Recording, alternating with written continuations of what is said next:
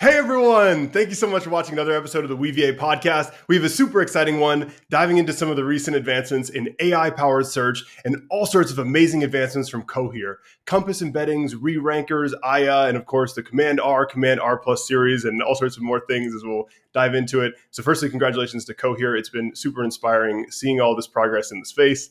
And yeah, it's been really awesome. So firstly, I'm super excited to welcome my beautiful fiance and technology partner at Weaviate, Erika Cardenas. Erika, thank you so much for joining the podcast.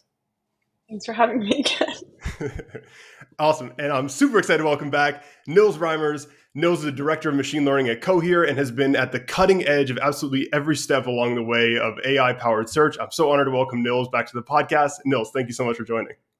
Yes, super happy to be here. And yeah, has been a great partnership with Weaviate over the past, 2, 3 years. So from the get-go, very excited to see the growth of the field, see the growth of Weaviate community. And yeah, very excited about the podcast.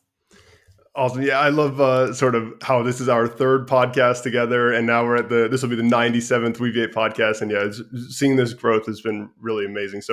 So could we kick it off with, I think, something that Weaviate users are particularly going to be super excited about? We've seen all these generations of Cohere embedding models. We've seen things like the focus on multilingual support and all these different aspects. And now we have Compass embeddings. Can you tell us about what's new, multi-aspect embeddings, all these different kind of things? Yeah, sure. So Compass is the newest we're currently working on and testing with beta customers. So embeddings are cool, but they kind of have like a challenge once the text becomes a bit longer. People probably experience this. We have models that claim like 8,000, 30,000 context lengths, but actually anything beyond 200 tokens, they don't work. And the issue is kind of like embeddings, you can think about it's kind of like you're making a soup. So you get like some ingredients, you cook it, you blend it, and then you get the soup out. And this works okay if you have like few ingredients. And then in search is like kind of like you look for something very specific. You say, okay, which of your soup has like broccoli in, or which has, I don't know, cheddar in, cheese in. And this works kind of okay if you have like few ingredients and if it's like the dominant ingredients. But in search, you can have something which is like very specific, where you say, hey, which soup has like garlic in it? And it's like a very much problem if you add like more and more ingredients to it and you like cook it and you blend it together. Like at the end, you get like, yeah, some indistinguishable mesh as a soup, where you're not really able to tell, is there like garlic in it, is pepper in it, is bell peppers in it, or mushrooms in it. And yeah, the more ingredients you add, the more difficult it gets. And that's the same with embedding models. They look at like all the tokens you have, computer word contextualized word embedding, and then you take like an average over all the words. So the more words you have, the more diverse it is. The harder it is to see it at the end result.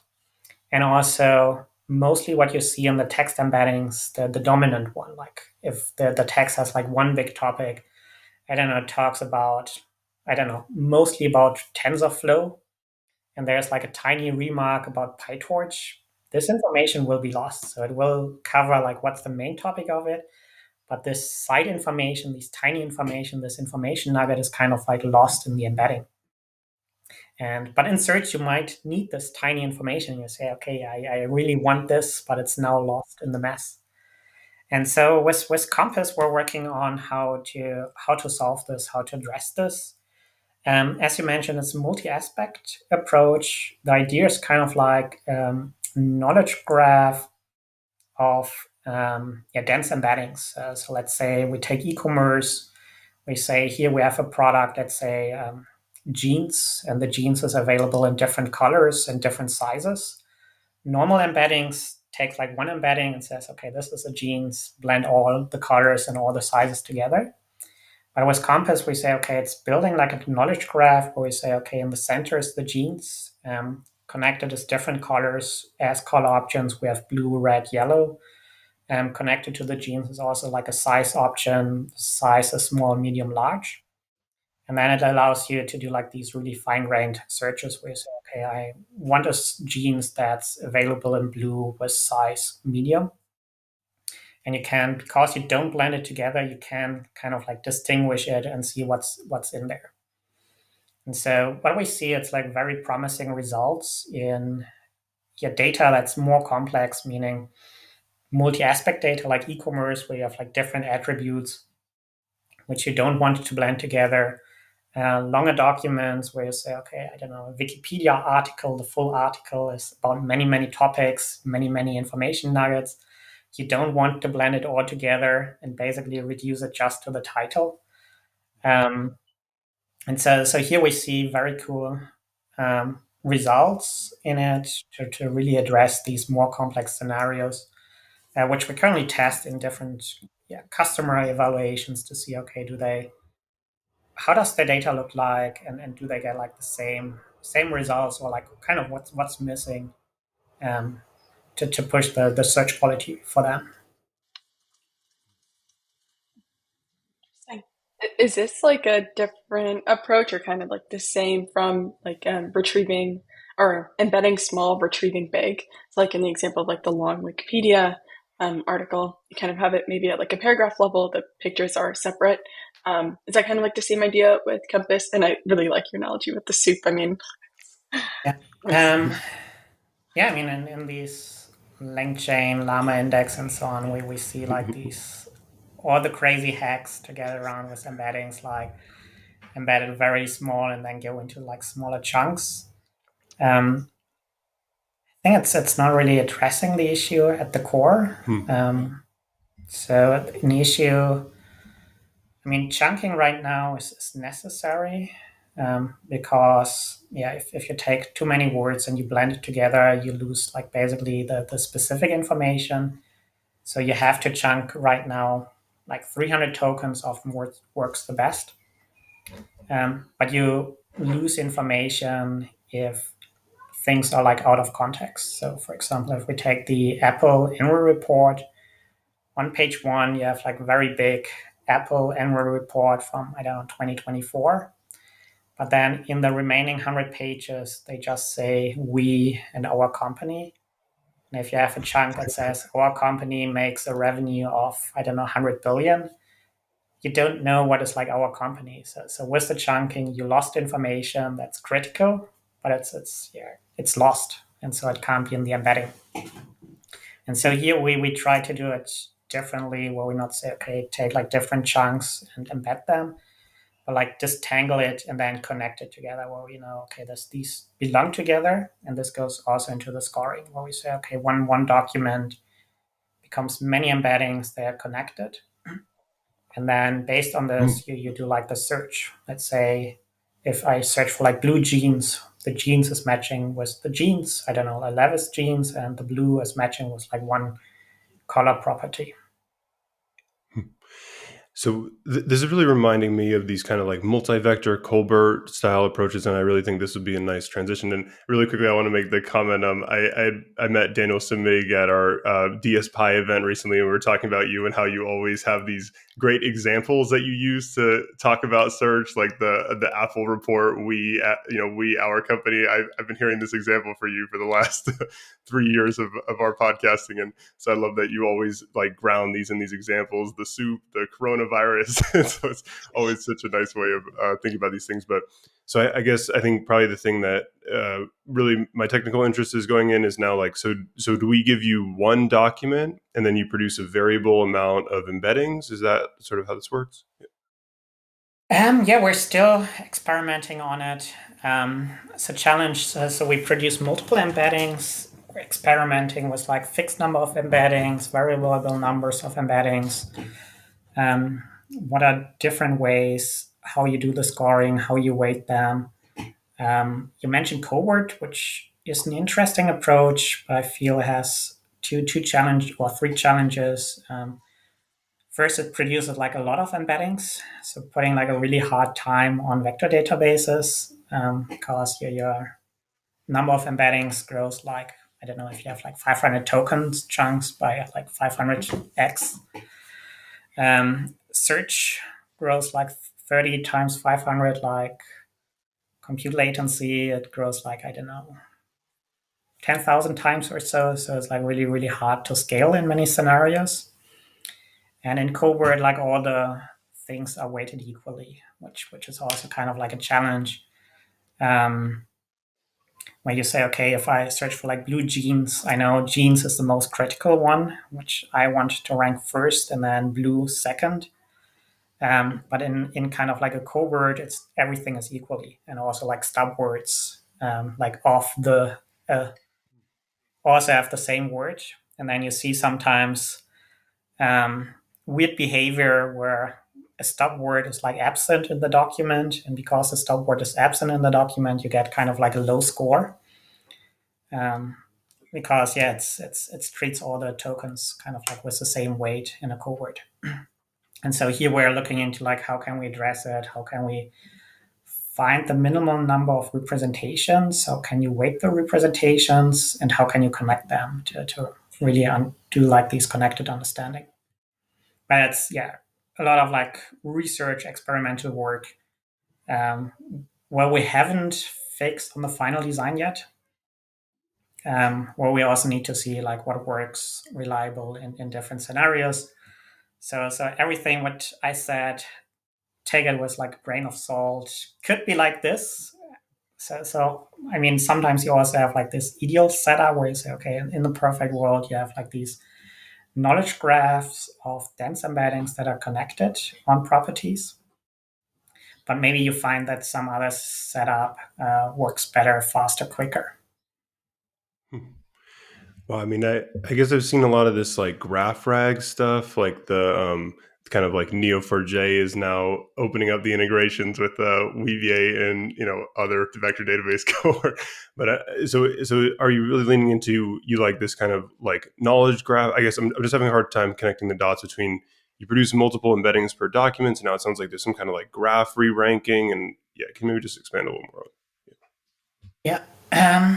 So it's not a really traditional knowledge graph. So I think understanding or to represent it as a knowledge graph makes it kind of like a bit easier to understand for us, like to grasp it, where we say, okay, we have an e-commerce product, it has different attributes and so on. But implementing this in a generic way is kind of like a bit hard. So we don't do like actual hard edges and say, okay, this is a node and it's connected with these. It's more kind of like in a fuzzy vector space where you say, okay, you have like these different aspects. They're like in a fuzzy vector space.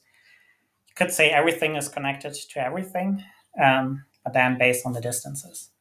I think, knowledge graphs are nice. In the theory are nice, but in practice, like very, very hard to build them, to maintain them, because you have to like binarize attributes to say, okay, this is like attributes someone can has. And then often you see that things doesn't match in reality. So let's say, I don't know, you say, okay, there's a human, and say there's like, I don't know, you do like an attribute for gender, it's a man or a woman, but then you run into like a challenge where you say, okay, maybe it's not like black and white. It can be a lot more diverse. And then if you extend it even more to like not only humans, but like living things, like animals, there can be like animals who like, I don't know, first are female and then transition into male, or the opposite, or like are both. And that's like really, really hard if you design these graphs to think about like the complexity you have in the world. And so I think knowledge graphs are nice, but it's like very hard to run them and maintain them. So in most cases, I try to avoid knowledge graphs. I think for me, it's inspiring. We'd asked Patrick Lewis about the task-aware retrieval with instructions, and there's kind of like instruct embeddings, where you kind of so now I'm kind of thinking about how you can encode, like embeddings can capture different types of relationships, and that's one perspective on this kind of like multi-aspect. I guess I kind of am confounding maybe two definitions of this, where it's either like again you have the code file that's all TensorFlow code, and then there's like a little PyTorch block in there, and so it's like it's about kind of like chunking the semantics, or it's about like embedding like this is an answer to a question compared to like searching for another question. Hopefully that makes sense to our listeners, but that's like I'm sure Nils know, and Erika, this idea of like embedding for different relationships. So you kind of like create graphs on the fly. Is that like, so you search and then the embedding is kind of the top 100K results. They like produce this graph of how all these embeddings are related to each other. Is that kind of the right idea? Yeah, correct. So, I mean, a lot we leave to like the model to figure out on themselves. So I think this has been proven always successful in the past, to not try and over engineer and build your like feature based system and say, okay, this is like all the features we need, but just give it to the model to figure out how to solve it. To say, okay, here's a query, here's a document. Figure out yourself why the query and the document are relevant or not. And so it still remains kind of like in many cases like a black box where you sometimes get an intuition like what's in these dimensions. And then it comes down to a lot of like creating the data or experimenting, like how can it do the scoring. So like in embeddings, take the average of the word embeddings and then do like a dot product and or cosine similarity where like all the dimensions are like equally. This kind of like very limiting in what you can do, because like it's like one fixed representation and every dimension has the same weight. So it's like very, very limiting. And then you need to think about like what could be another representation that you can disentangle a bit better. So for example, kind of like ColBERT, where you know you have like every token as an embedding, so you still have like this disentangled. And then how do you fix issues with that? Like in ColBERT, how do you scale it? How do you scale the compute, scale the vector size? Also in ColBERT challenges, it's not position aware, so it doesn't know if a token or two tokens are adjacent to each other. And so this can be very odd if you do like to search for people names. So when I search for like Connor Shorten, and then I find like a document where one is called like Connor and another author is called Shorten. Like in a ColBERT, because it's not position aware, it's not able to put these names together and say, okay, if they're together, it's more relevant than if they like not adjacent the tokens.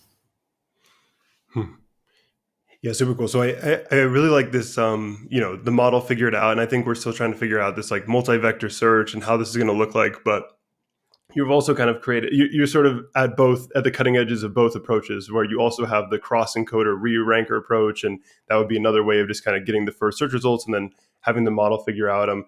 Erika, could you maybe kick us off by talking about your experience with fine-tuning Cohere's Rerankers, how it plugs into Weaviate, and we kind of, now maybe unpack the kind of, retrieve then re-rank with a by-encoder type of approach?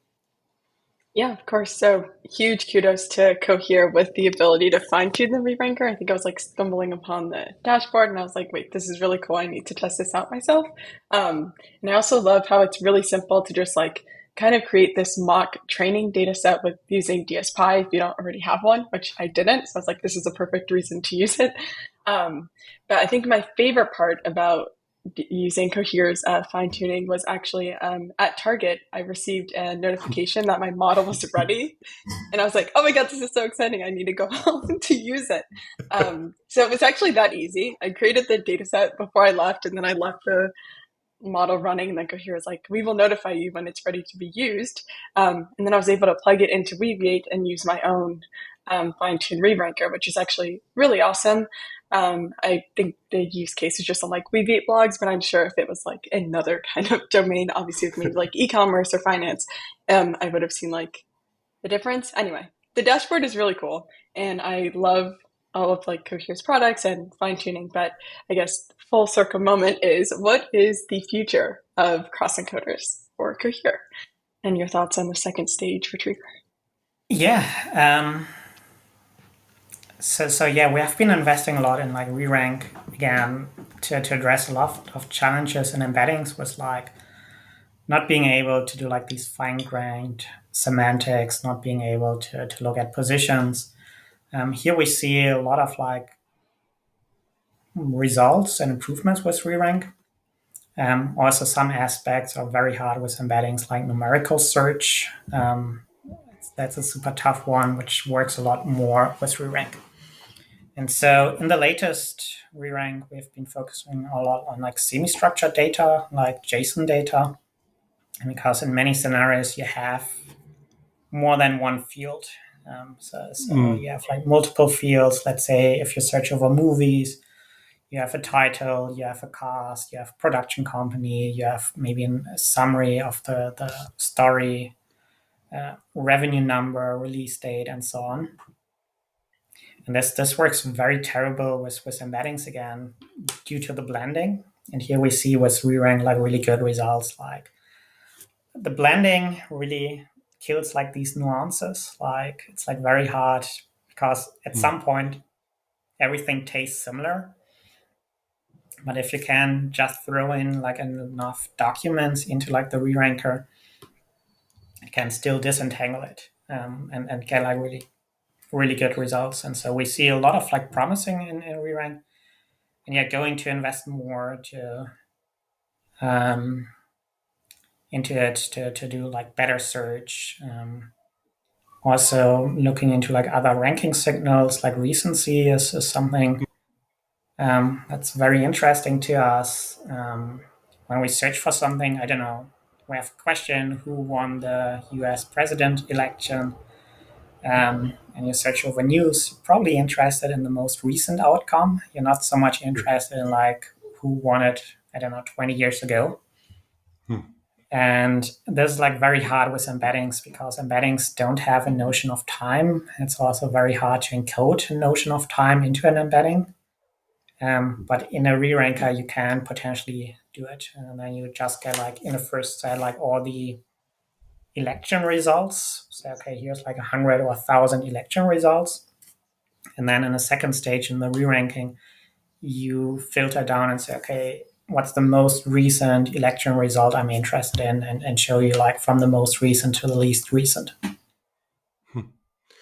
Well, firstly, I'll say to Weaviate users who are using Cohere's Reranker, we have that property API, and so you can return more than the content. You can also return these metadata attributes, and that would be one way to kind of do this ranking expression with Cohere's Rerankers, and we'll add that to the query as if you're using the Reranker Cohere API. But I love that example of who's the president, because you don't need to have like the metadata ranking expression in like the re-ranker prompt, so to say. If you like, I don't know if Nils, you like thinking about it as like a re-ranker prompt. I know Eric and I have looked into things like Listwise, Rerankers, work from Jimmy Lin's lab and others. And so I kind of like this like re-ranking prompt. Maybe if we could start with that, like, yeah, maybe the question would be, so that's a great example of a query where you don't need some kind of metadata expression, but I imagine most of them you do kind of need some way of like, please boost these kind of results.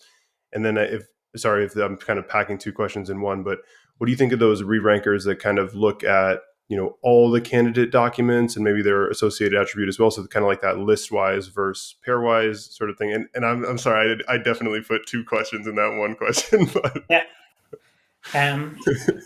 Yeah, I think metadata, it often helps a lot because our data has a lot of metadata. If we think about like emails, I mean, we have subject, we have from, to, body, attachments, and so on. Becomes, again, very problematic in an embedding-only approach where you blend everything together, which doesn't really make sense if you, I don't know, let's say you get an email with like 5 names on it, and then you do like an average of 5 people names. I mean, is there any sensible average of Nils, Erika, and Connor? Probably not. So it's not really making sense to take our first name and do an average on it. And then, yeah, some metadata fields like date can be very interesting. On your second question, pointwise, pairwise, listwise re-rank, again, it's what I find interesting on search.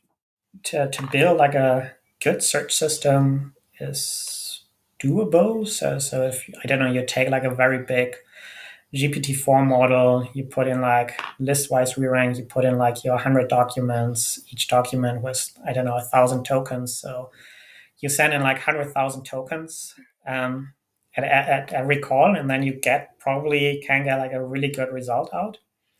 But a search query takes a minute to respond, and it's also quite expensive. You pay, I don't know, $5 for this. And the question is like, would you use Google if you have to pay for every search query $5 and if you have to wait a minute to get the response? There might be use cases where you're willing to do this. But in many use cases, people say, no, I want my Google search to respond in 100 millisecond. And I maybe want to pay a cent per query or less. And so that's a challenge. And that's also maybe the challenge, but from research to industry and to like going into production, where you say, okay, what's the best system that meets my time and money budget? And so this is like a much more open question. And yeah, in academia, with Listwise, we see a lot of good systems, and then they need like 1 minute, 2 minutes to get the response to you. And the question is like, can you make it sufficiently fast that it can respond within a second, for example? Yeah, super interesting.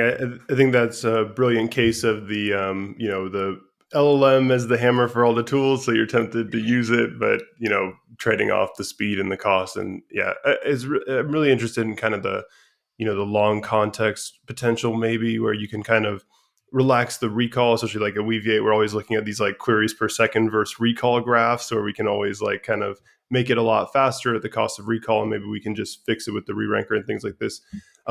So I'm sorry to kind of come back to the other question. I think my understanding of multi-aspect is developing throughout our conversation, but I'm really curious. How does this differ from, say, having like an LLM chunker, like we've seen, like ETL for LLMs, like unstructured is one kind of emerging category, and I'm just curious, like how might trying to just parse the different embeddings from maybe we'll just stay with the TensorFlow example. How does that differ from just like a smart chunking strategy that tries to just take it out to begin with? Yeah. So we just recently, like 2 weeks ago, published a paper on it, a new benchmark, DAPR, from one of my PhD students. We looked into network questions in Miracle, and what we saw for like 50% of the error cases in retrieval, that out of context information is missing. So it can be like co-references, like the Apple case. On the page 1, you have like Apple, and then on page, I don't know, 80, you say revenue for our products in Europe grew by 20%.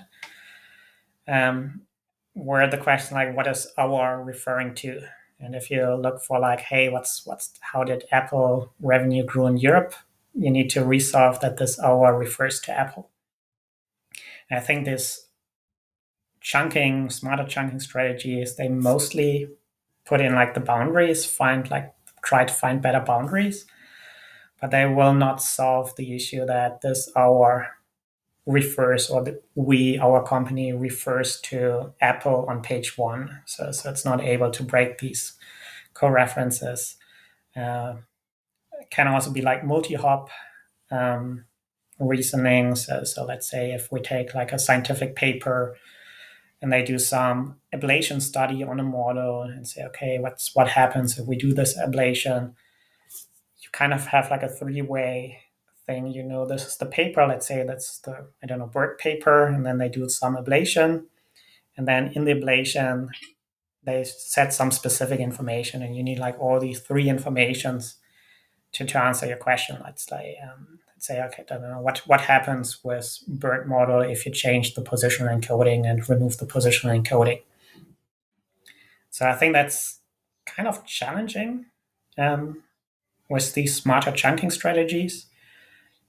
We did some experiments with like rewriting paragraphs, so that we rewrite it and say, okay, here's a paragraph where it says our company was able to increase revenue by 20%. to ask an LLM to rewrite it, that it says our company, and then in parentheses, Apple was able to increase the revenue by 20%. This works really well, really promising, but cost can be a challenge again if you have, let's say, 100 million documents and you need to send 100 million documents to a big LM to rewrite it. You pay to get the index hundreds of millions to just like pass in the tokens and have like the rewritten tokens out. Where sadly people say, yeah, we don't have like 100 million to create the index. So on a small document, 1-2 documents, it works really well. But if you really want to scale, so let's say you scale to Wikipedia, which has, I don't know, 5 billion words in it. And then if you take the price for like these big models for like 5 billion tokens, you're like in the tens to hundreds of millions of cost. So here the question is again, can we come up with a solution that works good, but that's also like scalable? What are your thoughts on using like an open source model, maybe like running it on Ollama to clean data and then storing it back in the database, or kind of like experimenting with that with generative feedback loops? So yeah, just updating the data that is stored in Weaviate. But what are your thoughts on using like an open source model? Maybe like in the future it will be better models and not cost as much. Yeah, of course you can use open source models.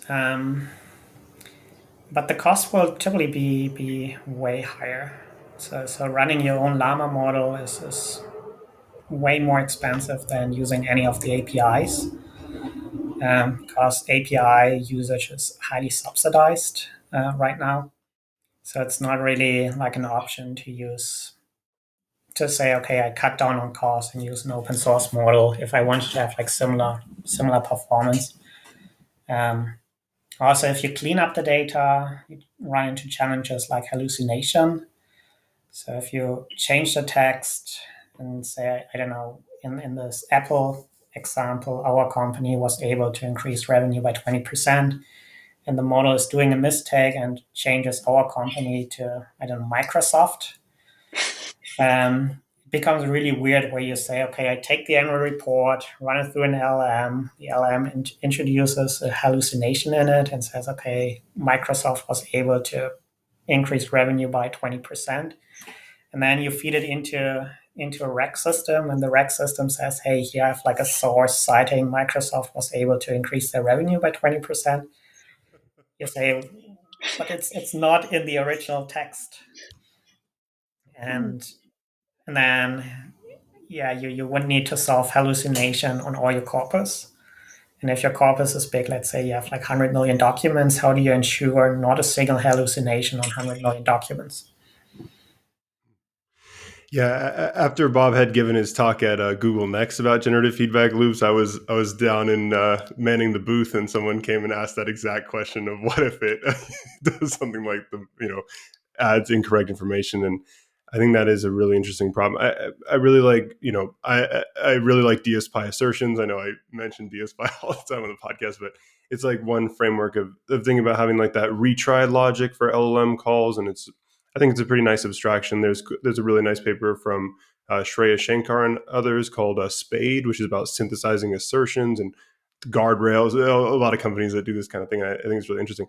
And then the other thing you mentioned about the open source models with Ollama is definitely we're all running Ollama, and Cohere is command 4. Sorry, I think it's C4 AI is the name, and also Aya is on Ollama. So super cool there. And we're all running it blazingly fast on our MacBooks, but then we put it in the Docker container and we realize it's actually not as fast. It's definitely getting there, but I agree with you that I think if you're about to clean like 100 million, it's that kind of scale, it's probably not quite there yet, but it's really interesting. I think we really love this generative feedback loops thing, and hearing your thoughts around how you might clean the text, and it's a super interesting topic.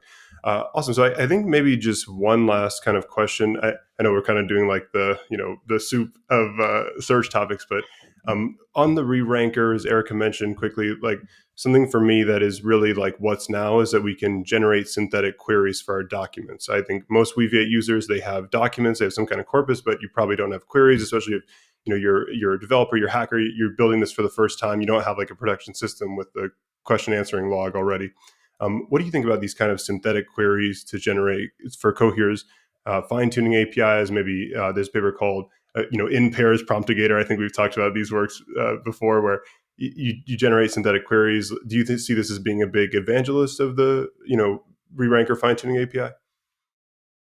Yeah, we see it's a very promising angle. We see a lot of like push in this direction. Sadly, not always like scientifically the best. So what we know from retrieval models like embeddings, sparse embeddings, ColBERT, Reranker, Cross Encoder, whatever, they can be very sensitive to distribution shifts. And that's kind of like a challenge. What I see, what a lot of people do, they use the same approach, the same LM to create the eval data set and the training data set. And then they celebrate that they get like kind of like a big gain in performance. And then there's sadly also companies out there propagating this and trying to sell it. But what you see in the models is they react very sensitive if your query profile changes. And probably you're not using like an LM to generate queries and then search, but you have like users to generate queries. And one issue, for example, is LMs, they don't do spelling mistakes, they don't do grammar mistakes, so all the queries they generate is like very clean. And then if you train any model on this, you get a model that's like works really well on very clean, perfectly spelled, perfect grammar queries. But then the users come in, and as we know, what we type into Google search is like terrible in spelling, terrible in grammar, terrible on word order. And the model has never seen this. So it has never seen a terrible query, and it can perform extremely poor and can perform worse than the starting model, the base model. And that's like the discrepancy, what you then see, like what do you have like in your experimental environment where you use an LM to create training data and eval data. So then, okay, what do users see if they put in their queries? And sadly, training search models, it's very sensitive. There's like some really good work on it that study on this. For example, they trained models just on short queries, like few token queries, and then tested it on like long queries. And you see, okay, it's if you train on short queries, doesn't work on long queries. Same if you train on long queries, doesn't work if you put in like short queries. You train it on like why questions, and then you test it on how or what questions, and it's really failing in these scenarios. And that's a bit of like a challenge if you use an LM. Maybe an LM is always generating long queries, always generating a question mark at the end. And then once a user comes in and puts in like a short query without a question mark at the end, the system fails. And so using LLMs to create the training data is critical, but I would not use, or it's good, but I would not use it for evaluation data. So evaluation data, I think the only way is to use actually humans to create queries, to get like really the diversity, how humans formulate queries with spelling mistakes, grammar, strange word orders, I don't know, put a question mark or not a question mark or an exclamation mark at the end. And once you have a really good evaluation data, you can use LMs to create your training data. But then you often see that the performance gain is much, much smaller than what some people try to propagate in the field. I really want to just keep building on this. Like the chatbot arena. I remember when Command R Plus came out, and that was one way that everyone was like saying, it's on the same level as Cloud and GPT-4. And I don't mean to, but like this kind of like ELO rating approach. And I'd love to just know what you think about evaluation with benchmarks. Obviously, beer benchmarks and all these kind of things. But compared to maybe like a RAG arena where we have like pairwise, you get a response from Command R Plus and another LM, and then you rate them. What do you think about like a RAG arena? Yeah, so I quite like the chatbot arena. to ask like humans for their preferences. It's not perfect. So I think every evaluation is flawed, and we should be, sensitive to it. So, for example, one issue with Chatbot Arena is that, or in a rec arena, if you refuse to answer, that people typically judge it very negatively. So if I ask a question, I don't know, who's the current mayor of Vancouver? And the one model, you do retrieval, you do not find any information for it. And the one model says, sorry, I don't know who's the mayor of Vancouver. And the other model is hallucinating some name, I don't know. Thomas Bilson is mayor of Vancouver since 2024, and he was elected by, 55% in the last election. So it's hallucinating. People prefer this hallucination over the refusal of answer because, we ask the question and we never check like who's the mayor. We just trust that it's correct. It's same with Wikipedia. If I look at Wikipedia, do I check the sources? No, I trust Wikipedia. And so this can be kind of like a challenge if you put in like these user preferences, because users prefer hallucination and plausible hallucination over refuse to answer. But then if you do like a more deeper evaluation in like an enterprise context, they say, no, we can't hallucinate. So if I ask like, New York Times about, is Donald Trump already in jail and what's the process of his trials, and then it hallucinates some stuff, it's not good, and they absolutely don't want it. And there it's better to refuse an answer and say, sorry, I don't know the status on this topic. And so we can see quite discrepancy what users prefer to like what's critical for an enterprise. Interesting. Do you have any advice as people are moving to like their RAG application from prototype to production? Do you have any advice on how to evaluate like a very complex system like this? Are we penalizing it for not giving us an output? Do you add guardrails and then evaluate? I don't know. It's like it's constantly changing. So what do you think about this? I think at the end, you need humans, and you need also be very informed on it. So this is what we learned was working with a lot of enterprises. If you just ask humans, what do you prefer? It's not perfect. So we did like a lot of studies with like summarization of news articles. And then in the beginning, we just asked humans, hey, which summary do you prefer? And then they totally preferred the one which was a bit nicer, fluently written. But then the enterprise or the owner from the biz side says, yeah, fluency is nice, but at first it has to be factually correct. So I'm not able to state incorrect things, and it's better to, and we prefer the model which is like always factually correct to the model that's fluent. And so it's very critical that you work with like the end user or the business owner from the biz side to say, okay, what's critical? What's critical if you want to deploy this? How critical is fluency? We often, as non-expert, put a lot of like stress on like fluency. It should look nice, and then if it looks nice, we like it. But in the biz side, they say, okay, no, other aspects are more critical. So like, I don't know, if I'm going like booking.com and ask, hey, do you have like free parking at this hotel, or do I have to pay for them? It must be correct. That's number one priority. And then fluency is second. And so, first develop these criteria to really understand what's the most critical criteria. Is factual correctness the most critical? How do you deal with like refusal to answer? Is it better to refuse the answer if you're not certain, or to hallucinate something? And then, train annotators to go into and really check this. And it's a expensive process. It's not like, hey, I look at the answer and say A or B, but I have to cross-check it. Like I have to check what sources have been retrieved. Like when I ask like who's the mayor of Vancouver, not like which text do I like more, but is the information actually in the sources I retrieved, and can it be inferred from there?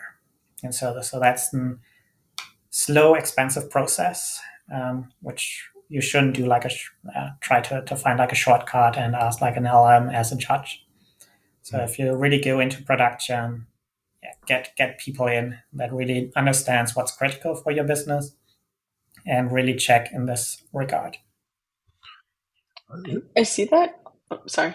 Also, like tying back, because I feel like the whole RAG pipeline, it starts with the quality of your embeddings. So having like this multi-aspect where it is like smaller embedding or like the token window is smaller will just help the pipeline down the line. So I can definitely see that. And this also reminded me of the story of the airline that actually owes their customers money now, I think, because they were gaming the system. So there's also that to be cautious about. But yeah, very interesting. Yeah, it's the Air Canada was kind of like a good example. I mean, for them, they don't care is the chatbot fluent or not. It should not get them into like legal problems to own money to customers or make false promises. And so yeah, that's very different. So evaluation is a hot topic. We typically don't like it. Like as machine learning engineers, we wish we can skip it, and that's why we look for like the magic pill to skip it. But it's super critical to take it serious. Eventually, build up maybe like a dedicated team around it to say, okay, this person has own sole purpose is to evaluate it, and then really define these criteria. What's really most critical.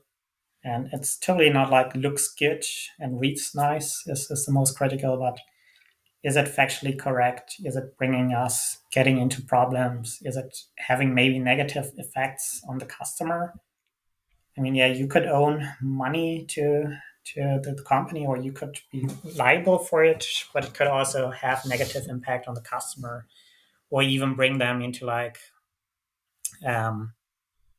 dangerous situations. Like we see it with like Google Gemini RAG recommending to put glue in your pizza and to smoke cigarettes as a pregnant woman and to eat 1 or 2 stones per day. That's probably more critical than a super fluent answer. So I really have like a product question about this. I saw the paper from Cohere about I think LLM juries, and Erika mentioned the Reranker fine tuning, the dashboard. Everything is beautiful. The email that you get at Target, and there's like a NDCG at 1 at 3 is reported. What do you think about having this whole kind of evaluation tool in, say, the Command R plus fine tuning APIs and then I'm really curious about this kind of build versus buy. Like, how do you see these kind of like, monitoring and observability tools? Yeah, just kind of what would be the future of that? Yes, so I think the LMS judge paper from us is very nice. In many cases, we see people using one LM like GPT-4 as a judge. Challenge is that LMs have kind of like a self-bias, so they prefer GPT-4 prefers text generated by GPT-4 and prefers text from a model that has been trained from GPT-4.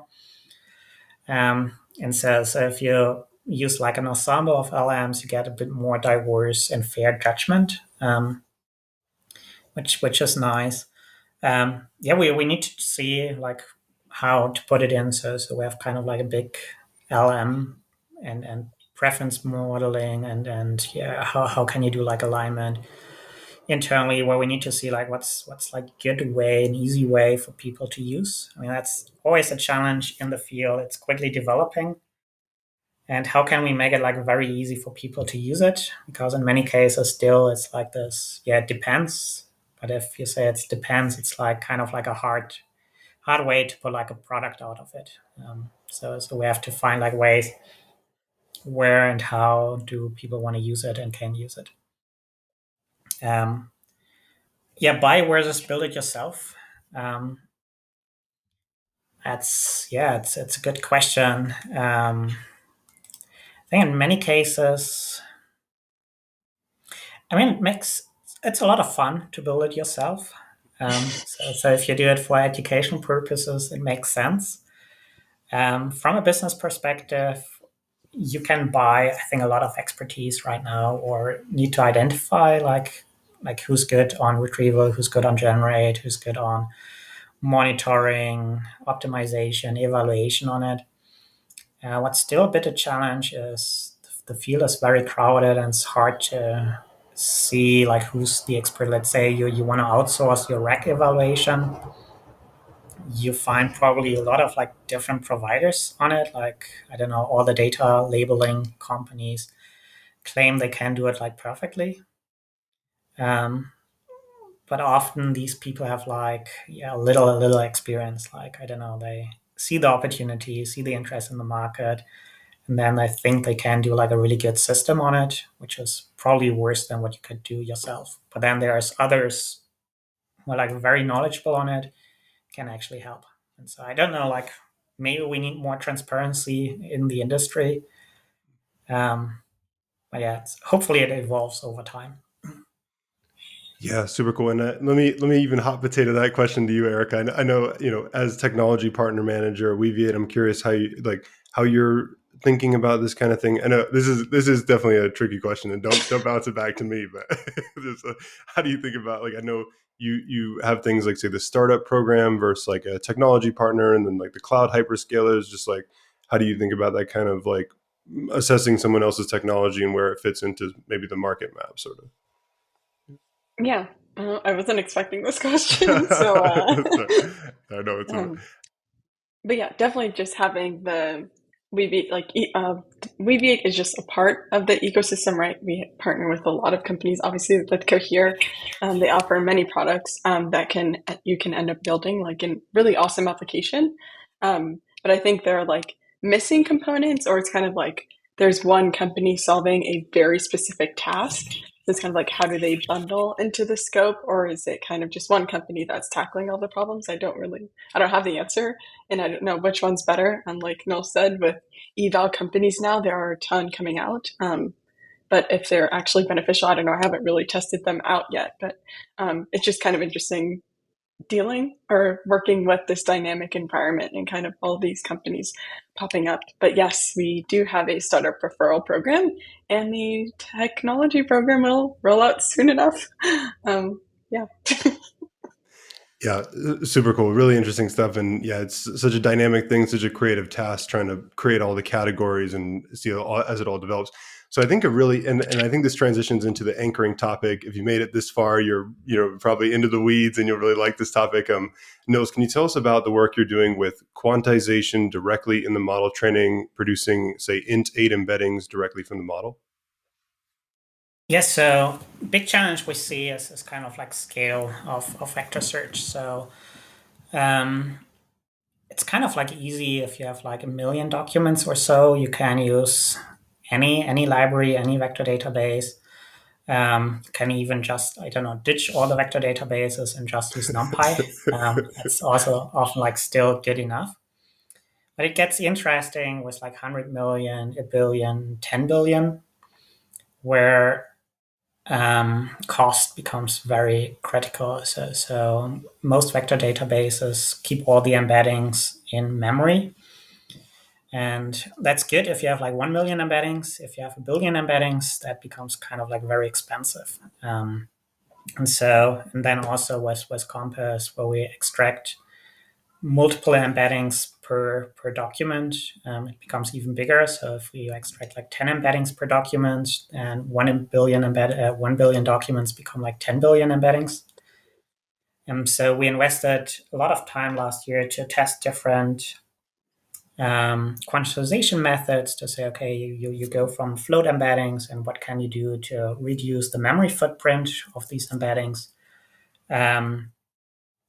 Big challenge beforehand, often like for most models, they have been put out as float embeddings, and then you do like quantization afterwards and say, okay, let's quantize now, let's compress it now. But you lose kind of like a lot of like quality in it, because the models are not really well trained to work in int8 product quantization binary space. It's many cases coincidentally. Maybe they work, maybe they don't work. If we look at like binary embeddings, some models work. Other models like the open source E5 models don't work at all with binary embeddings. And so what we said, okay, let's bake it into our training loop, where we say, okay, we're not only interested in like float embeddings, but we're primarily interested in like int8, PQ binary embeddings. And give it back to the model itself, like say, hey, typically you train these embedding models. You say, here's a query, find me the right document in a float space, and you can just change it and say, okay, here's a query, but it's an int8, and find me the document, it's an 8. Or you do it like in binary, where you say, here, your query is now a binary, and your documents are binary. And yeah, just create the vector space so that it's really nice with binary and int8 and PQ. And we saw a lot of success. So we see a lot of customers in the billion scale, or who go into like 100 millions, want to go to the billion and say, yeah, it works really good if you use Cohere embeddings with product quantization, binary, to really reduce the cost you have for memory for the vector database. Yeah, I think it's really cool thinking about, if you get int8 embeddings from Cohere, and then maybe even you can just, do the product quantization thing where you grab the segments and then cluster it. And there's kind of, you can have two levels of quantization. And there's kind of the debate of like, training with the discrete bottleneck. Is that better to have it directly in training, or do you kind of like fit the centroids to the data distribution? Like, I guess kind of like with vector databases, the way that we have quantization set up is like you already have all the data, and so compression is kind of organized that way. But really, the question that this just inspired me so much to ask is, with these binary embeddings, to me, you mentioned the E5 models because they're like shorter dimensionality embeddings, but I see a lot of these binary embeddings, they end up being like really long embeddings. So like with the Cohere embeddings, I think we had 3072. I think that was like embed V2, or one of the older ones. I don't remember exactly. I think now it's like 1024 or something. See if I know it that well, but but so I'm curious, like when does it then become sparse? Like when are you now training like splayed? Yeah. It's an interesting question. What is dense? What is sparse? Also, question like, I don't know, splayed is marketed as sparse embeddings. But if you compare it to like TF, IDF, BM25, like the traditional keyword search, they're quite dense compared to that and quite low dimensional.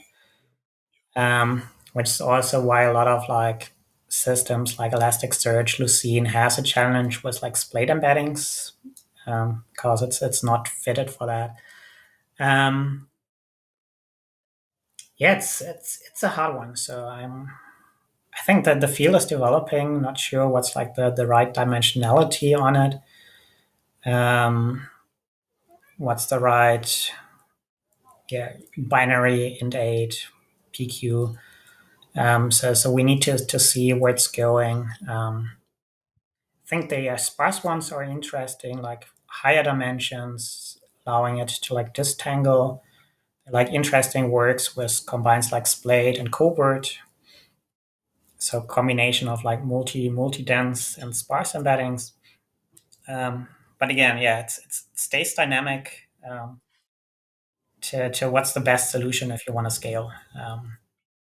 But yeah, probably we'll see some innovations here in the future, which is like from both sides, from model trainers like Cohere and vector databases like Weaviate, to see, okay, what's really reasonable. With some approaches, I mean, let's say ColBERT. It's nice if you have like a fixed data set, this like your MS Marco 9 million documents. It works really well. But you have a challenge if data is added, data is deleted, your corpus grows, your corpus shrinks, because it's using kind of like a centroid-based approach and then some quantization based on centroids. And that's kind of like challenging to scale and maintain compared to like an HNSW graph with dense embeddings. And so, yeah, I think there's a lot of innovations on both sides to do, and that's, I don't know, exciting for the future. Yeah, it's so exciting, and I never like to say anything adversarial on the podcast, but that kind of like leucine dimensionality limitation, I'll laugh at that one a little bit. Anyways, but that is definitely a funny one with like the purpose built vector database kind of arguments, but so I'll leave that alone. But anyways, Nils, Erika, this has been such a fun exploration into all these topics around search. I mean, this isn't so much coverage, and I'm really excited to be listening back to it. Thank you both so much for joining the podcast. Yeah, great. Thanks for the invite, and yeah, looking forward for the future of Weaviate. Same with Cohere, by the way. You guys are killing it.